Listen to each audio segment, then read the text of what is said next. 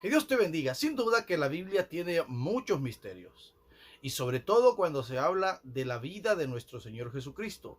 Muchas de las cosas que acontecieron en su vida fueron cumplimiento a profecías que la Escritura ya nos había dado sobre él en el Antiguo Testamento. Pero hoy quiero hablarles un poco acerca de cuál fue la razón por la cual el velo del templo se partió en dos de arriba hacia abajo el día que nuestro Señor Jesucristo murió. Bienvenido a lo que la Biblia dice.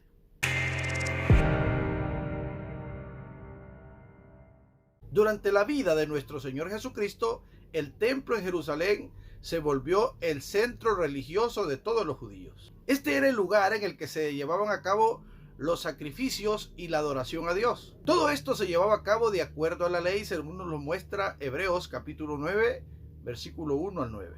Este texto nos dice y nos muestra que había una separación entre el lugar santísimo del templo, que era el lugar donde la misma presencia de Dios moraba, a el resto del templo. Esto significa que el hombre estaba separado a causa del pecado de la misma presencia de Dios, ya que este velo que separaba el lugar santo del templo con el lugar santísimo implicaba que era un lugar inaccesible para cualquier persona, ya que era un lugar que solo podía entrar el sumo sacerdote, y una vez al año.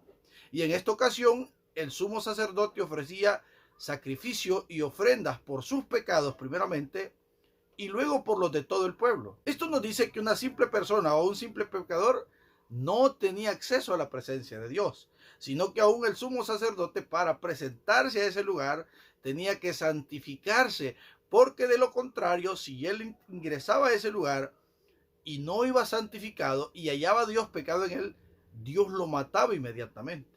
Y como nadie podía ingresar a ese lugar para sacarlo si Dios lo mataba, este hombre se ponía en sus revuelos de los vestidos unas campanitas, y en uno de sus pies atada una cuerda, para que si en algún momento las campanas dejaban de sonar, eso demostraba que Dios lo había matado.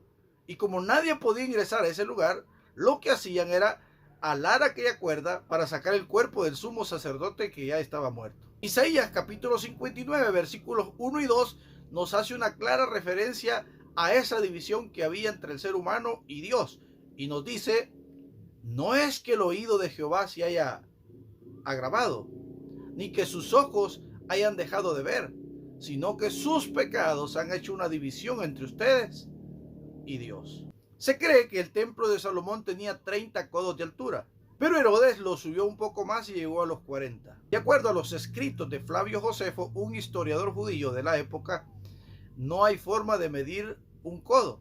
Sin embargo, algunos estudiosos creen que representa 45 centímetros. De acuerdo a esta cuenta, se cree que el velo del templo tenía 18 metros de altura. Josefo también nos dice que este velo tenía 10 centímetros de grueso, y que aun si se ataba a 2 caballos, uno a cada extremo de este velo, les era imposible poder romperlo. Sin embargo, Mateo 27, versículos 50 y 51, nos dice lo siguiente: mas Jesús, habiendo otra vez clamado a gran voz, entregó el espíritu, y he aquí el velo del templo se rasgó en dos, de arriba abajo. Quise explicarles el hecho de que 2 caballos no podían romperlo, para aclarar cuán grueso y cuán espeso era aquel velo, por lo cual era imposible que éste se rasgara de pura casualidad, y mucho menos el día que nuestro Señor Jesucristo murió. Ahora, el significado de este acto es el hecho de que cuando Cristo murió y dio su vida por nosotros, Él se convirtió en un sacrificio único, genuino y eterno por los pecados de todos los seres humanos. Pero también esto nos dice que la muerte de Jesús nos da un acceso a la presencia de Dios. Ahora ya no existe ese velo que nos impide poder entrar a la presencia de Dios, sino que podemos entrar libremente, porque ya no hay ninguna barrera.